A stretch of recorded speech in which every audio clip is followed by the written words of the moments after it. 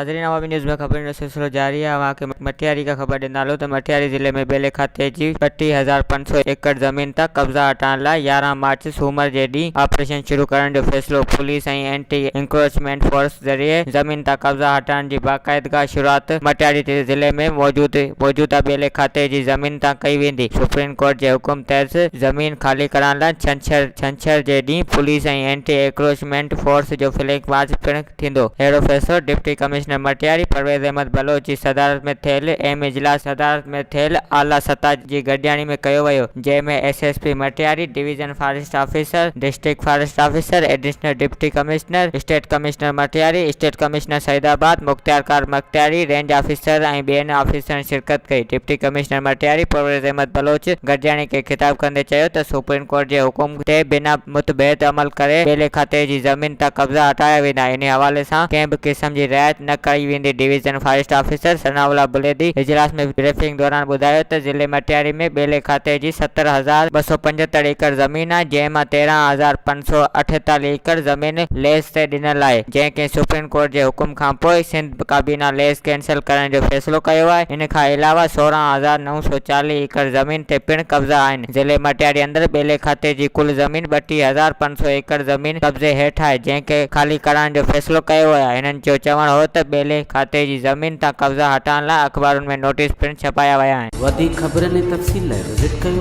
अवामी news Facebook page, YouTube page ऐं अवामी न्यूज़ वेबसाइट।